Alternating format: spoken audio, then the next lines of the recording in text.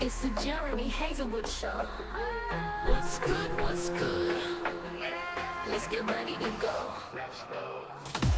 Welcome to the Jeremy Haselwood Show.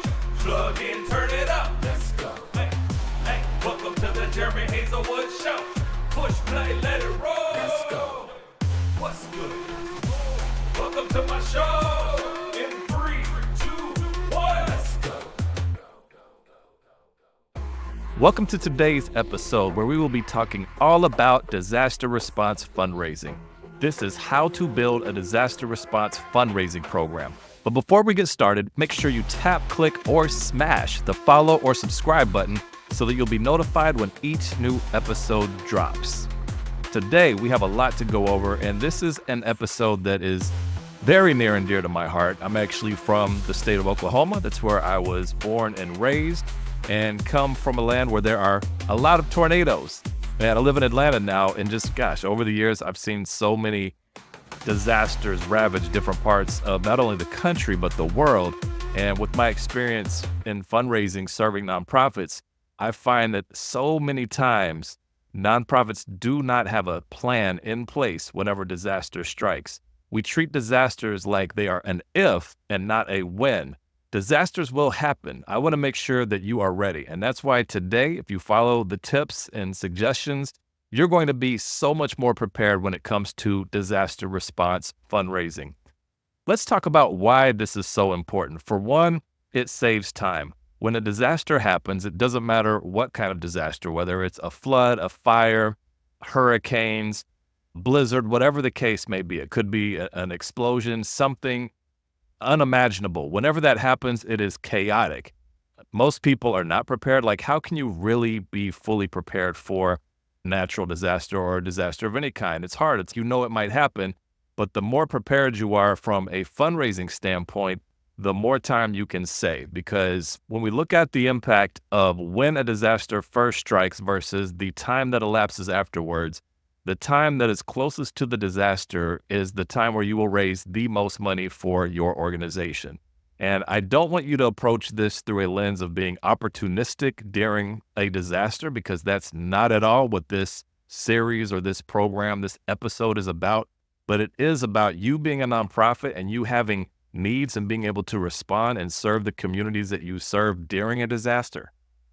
And you do need that burst of financial assistance when a disaster strikes. And the quicker that you can respond financially or from a fundraising perspective, the more opportunity that you will have to be able to serve or to better serve your constituents and those that are impacted by the resources that you raise. So this allows you as a nonprofit not only to save time, but to be proactive instead of being reactive.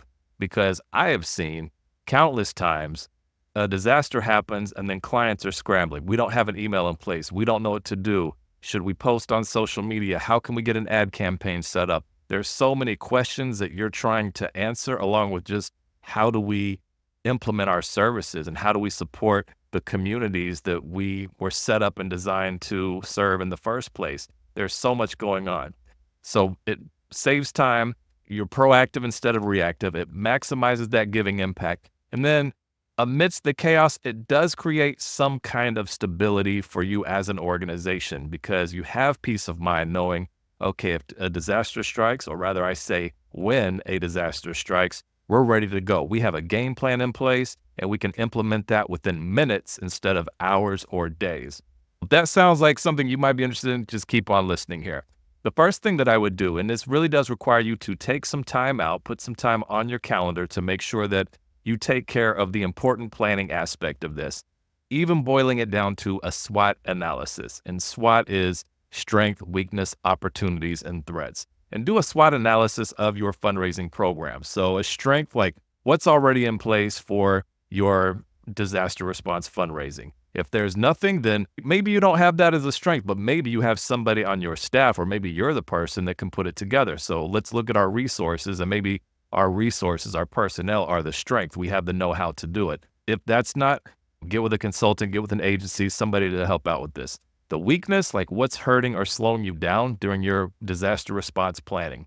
Opportunities, What are things that you can get better at? So maybe you have some areas that are ready for disaster response, but there's a few things that you need to tweak in order to be more successful. And then look at threats. What needs to be addressed that is holding you back? If you don't have anybody on staff, if you don't have any assets, if a disaster were to strike, like that's a threat. Also, what are competing organizations doing? Take a look at some competing organizations, whether they're directly in your community or maybe on a national level, and understand what they're doing. During disaster, there are certainly some national organizations that will come and swoop in. They've got their plan ready, and they will be doing some fundraising on behalf of a disaster that impacts your local area. But those funds that are raised may not always go back to your local area. However, you being perhaps a local or regional nonprofit, those resources that you raise can go and directly impact your community. So let's talk about some objectives for your disaster response planning. There's really 3 phases of this whole process, of the whole fundraising for disaster response. One is the before piece. Before disaster strikes, you have to maximize your preparedness, and I'll walk you through some of the things that you need to do for that. The second piece is during the disaster. And during the disaster, this is when you need to optimize any and all fundraising opportunity. And then the third phase is the after the disaster. And after the disaster is over, this is when you want to recognize and engage your donors. And you also want to respond back to the community and stakeholders and let them know what the updates are in terms of how you've been able to continue to assist in response to that disaster.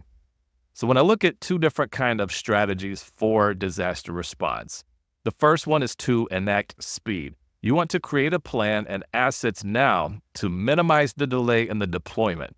And that is creatively and that is organization-wise. A lot of what I'll talk about on today's podcast is really from a creative, like creating your fundraising campaigns and what all assets that you need to go with your disaster response planning.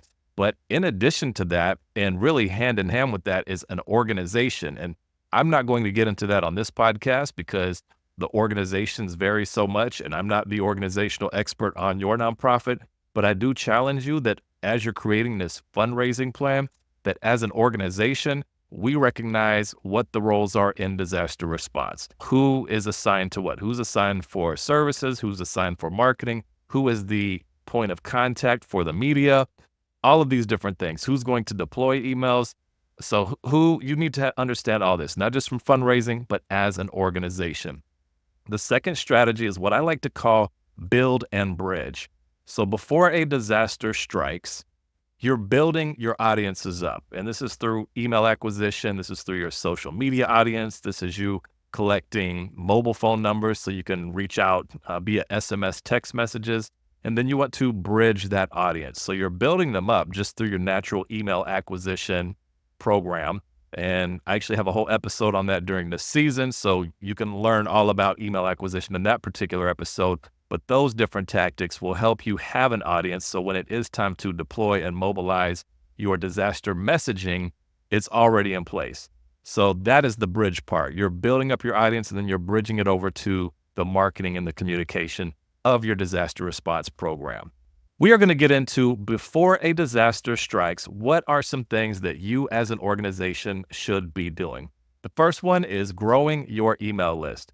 Now, you may be an organization that does not encounter a lot of disasters, or you may be an organization that is not affected by disasters. And what I mean by that is the populations that you serve may not necessarily be impacted. Some obvious ones that are impacted would be like rescue missions, animal care, ones that involve immediate human life. There could be not opportunities, but there could be situations where your building is in a flood zone or something like that. So even though you have a nonprofit that has a cause that is not around human or animal life, your building may physically be affected by a disaster, and you may have to do some disaster fundraising to help restore and allow you to gain operations so that you can do more good in the world based on the causes that you serve. So you want to grow that email list. Now, if you are an organization and you're in an area that, number one, is impacted by natural disasters more frequently, or the people or communities that you serve will immediately be affected by natural disasters, you might consider adding a disaster response track to your email segments. And this could be something that is done through a survey. And asking people to opt into this kind of messaging. So that is an idea that you could employ with your email program.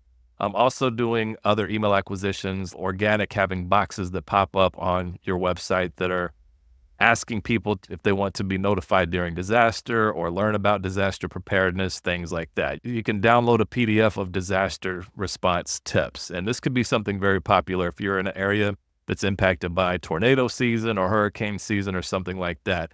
Downloading a helpful PDF with tips. And as they're downloading it, they're also opting in to receive disaster response messages from you. Now, in this same token, you can also grow your mobile phone list, and you can make this as an optional field on an email subscribe. You can make it as an optional field on your donation page. And you can also make this something that's part of your welcome series. When you get a new donor or a new email subscriber, there could be a call to action to go complete another form and allow people the opportunity to leave their phone number to receive messages from your organization about that.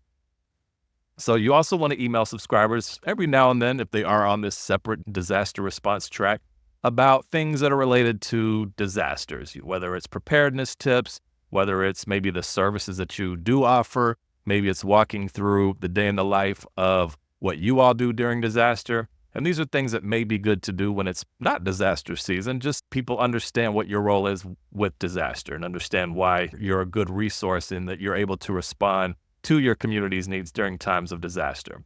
Also, before disaster, you want to have an internal communication plan. This is something that should be documented and shared with people in your organization. Again, going back to the roles and knowing who is responsible for what during times of disaster, not just for the marketing and fundraising, but also just for the operations. The next pieces that we'll talk about when we look at before the disaster, and this is more from a fundraising perspective, you want to create templates that are semi-finished for different types of disasters. So, for example, like hurricanes, floods, fires, explosions, things like that. You want to have several different versions of templates already created. And when I say templates, I'm not talking just about images. I'm talking about emails that are written that you have maybe 80 to 90% complete, because when you think about it, there are certain kinds of disasters that do have a higher frequency. If you live in a area of the country or of the world that is hit by tornadoes, typhoons, hurricanes, earthquakes on a regular or semi-regular basis, again, it's not a matter of if this disaster will strike, it is a matter of when. So based on your geography, what those types of disasters would be. So create a template, and this may mean you create a template for fires and floods and hurricanes, depending on where you live. And your language is somewhat boilerplate language, and you're filling in the name of a hurricane when it actually happens. The needs you already know are going to be the same, that you need to raise this money because it affects the lives that you help to support. So you can have most of this already done. In fact, you can use tools, even ChatGPT, to get some thought starters on writing an email series. Another thing that you could consider that I've seen some organizations do is creating a disaster catalog of equivalencies. And this goes a little more in depth, but you could open a Shopify store and think of it almost like an Amazon shopping experience where people can connect with your nonprofit and they can, quote unquote, purchase certain things that are equivalencies like blankets or meals or shelter, food items, canteens of water. These are different things that have different dollar amounts associated with them. For example, let's say maybe you're buying 10 blankets for $20, $2 a blanket. I don't know if this is reality or not, but we'll use this as an example. And so you have a picture of blankets. You talk about the good that it can do. You show canteens of water and how this can help people that are affected that have no access to water. Maybe it's generators that are a higher dollar amount. Making sure that if you do market it this way, a lot of nonprofits, most nonprofits are not set up to necessarily do this one-to-one. If you buy the blankets, that will 100% go to the blankets. So make sure that there is a disclaimer on this catalog that says this is a catalog of equivalencies, and the money that is raised during this time will be used where the greatest need is to help respond to the disaster. Some kind of language around that. So you want to look at what are some different items that could be useful during disaster. when it strikes. And you can create, again, a whole catalog, and you can link that up to your website. There can be a whole page on your website for disaster response. And I would actually recommend you doing that. It may not be one that gets a lot of traffic right now, but just having that page ready to go is a huge win. Going through more of the creative assets that you can create in advance and have templated and ready to go would be a 3 to 7 part email series, version for each type of disaster. That means if you're doing one for hurricanes and flooding and power outages, for example, that you create 3 to 7 times 3. So that may mean that you're creating 21 different emails, but these are different emails that you're creating for each different type of disaster. Now, along with this, you want to have also website banners for each kind of disaster type. So maybe some that show damage from a hurricane or from a flood or something like that. When this disaster actually happens, you can create these in Canva, which I would recommend. If you do not have a Canva account, you can get one. There's, at least as of right now, you, as a nonprofit, you can get a free Canva account where you have access to all the pro features on there. So do a Google search for Canva for nonprofits. What I love about this is that you can create different folders for different disasters, and you can have everything versioned and ready to go. That way, when it's time to deploy this, you can just export these out of Canva, pop them in your emails, and be ready to go. Now, you could be a step ahead of the game and keep somewhat generic banners for your email and already have those imported and have your email templates ready to go. Again, I say 3 to 7, and there's different scenarios for those. So let's talk about one scenario. One would be if you are in an area where there's hurricanes or typhoons.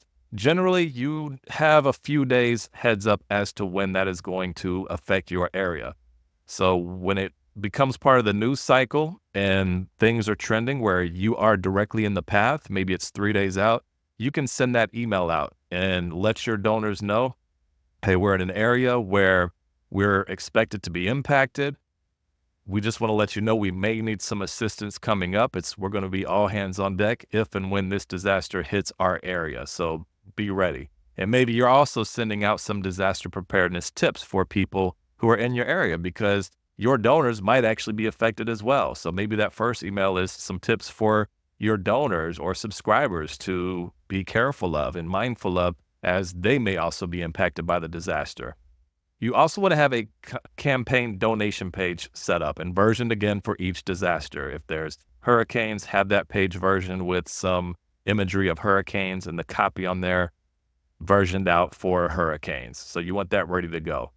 Additional assets that you would want to do would be having a disaster ad kit. And what I mean by that is having Facebook ads built and ready to go, already written, already have images. Again, you could create images in Canva and just pop those in as soon as you can on Facebook. There sometimes can be a delay in Facebook from the time that you submit those ads to when they actually go live. So this is one area where I would say have some ads already ready, already approved, that are very generic for specific types of disaster.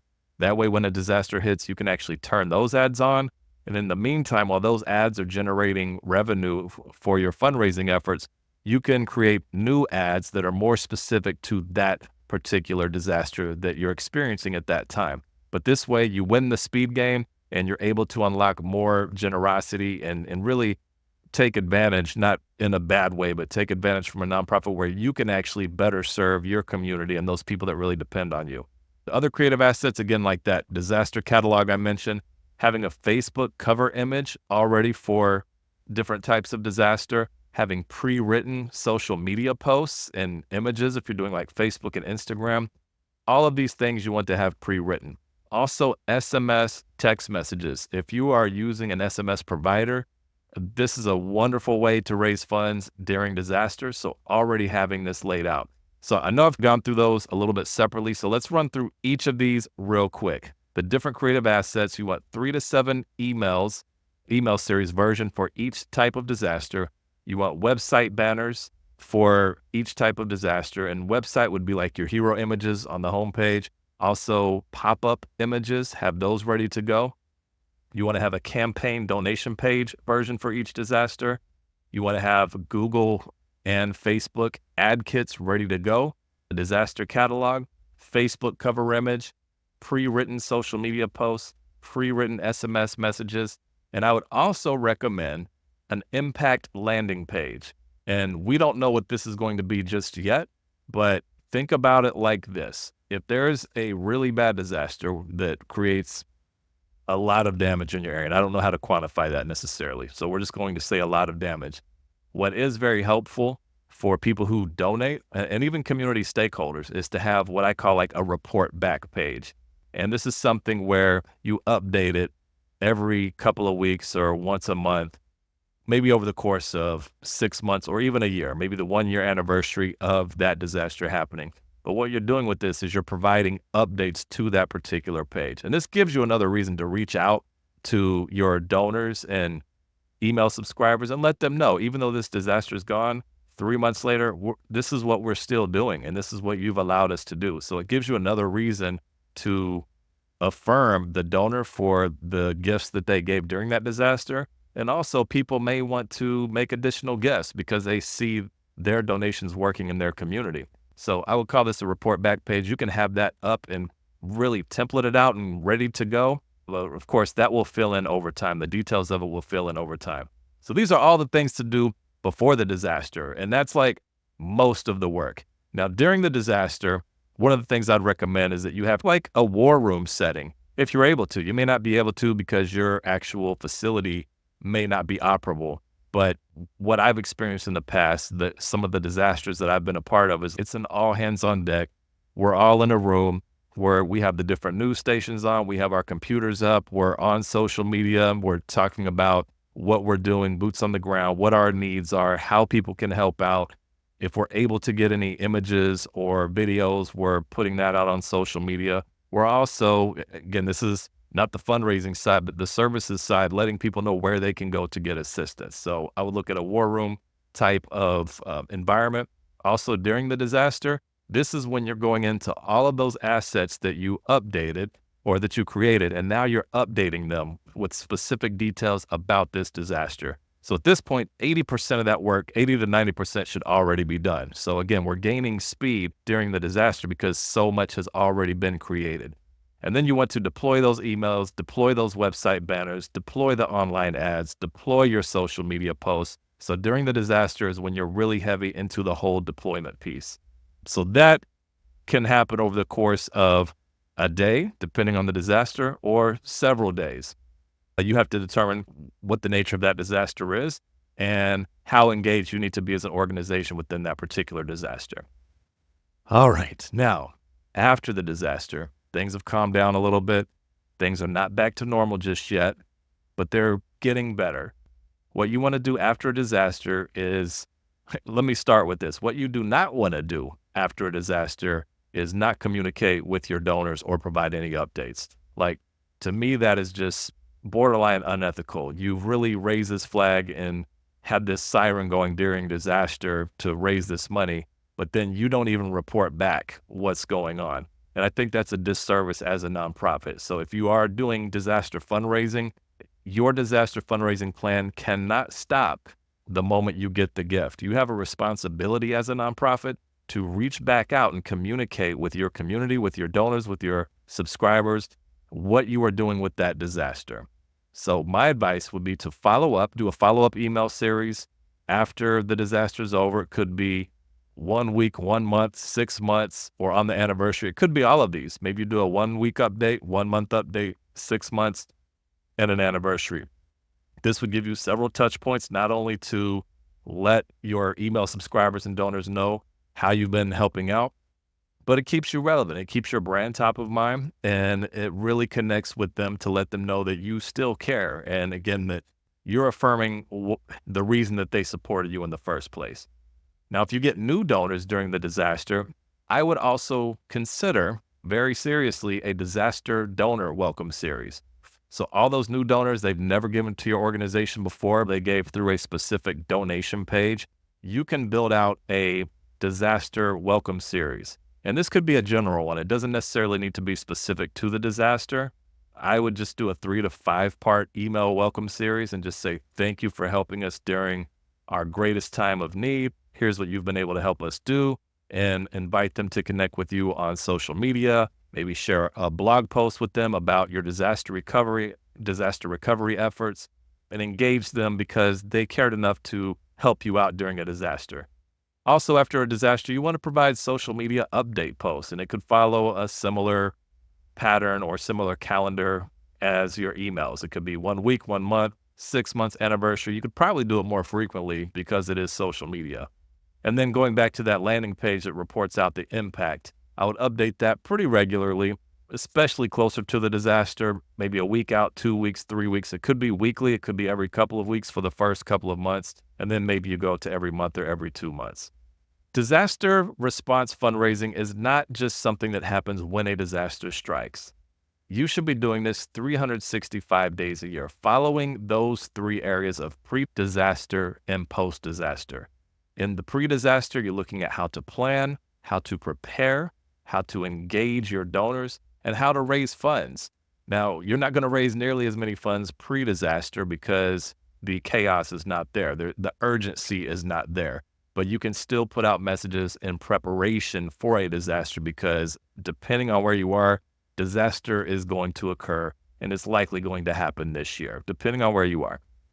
During the disaster, you want to activate, execute, communicate, and raise funds. Post-disaster, it's important that you communicate, you analyze your results, you analyze your new donors, and you also are continuing to raise those funds. Again, this is something that is happening year-round, not just during a disaster. A few things to keep in mind. One is accounting for all disasters your area faces, and you have your major ones that you're more likely to experience.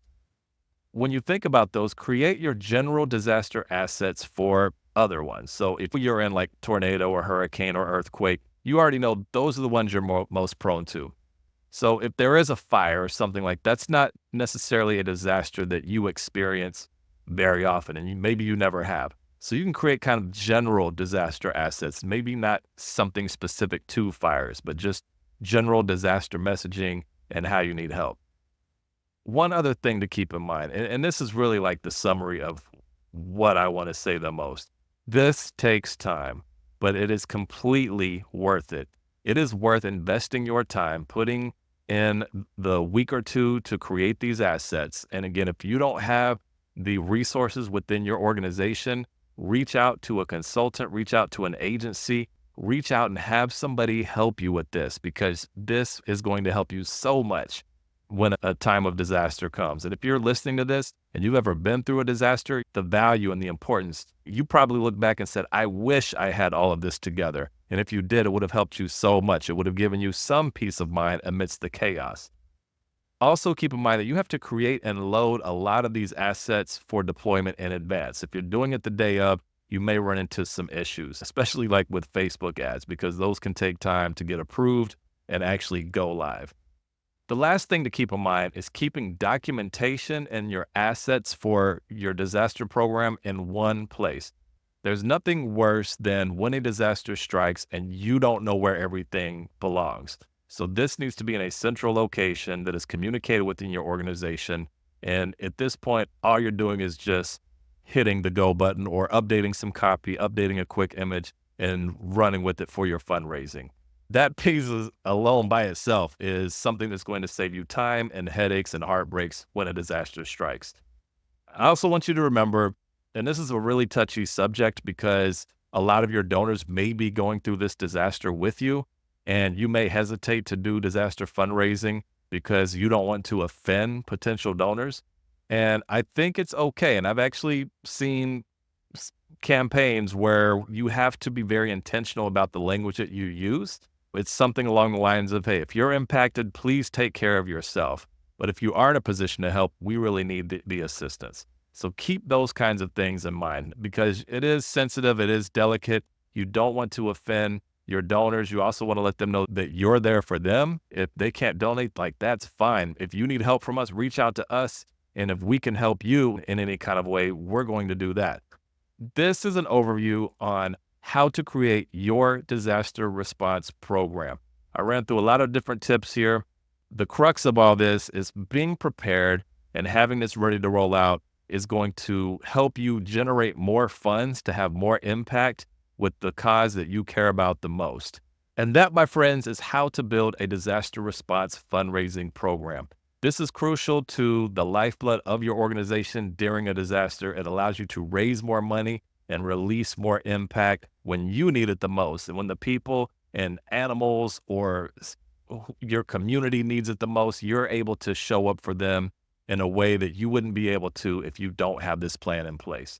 So I thank you for tuning in to the Jeremy Haselwood Show today for this episode. If you did enjoy today's episode, don't forget to follow or subscribe so that you're always up to date when the latest episode drops. And also, if you're digging this, make sure that you leave a good review because reviews help other people to find this podcast. So until next time, keep following your dreams to find your purpose. What's good, what's good? It's the Jeremy Haselwood Show. What's good, what's good? Let's get ready to go.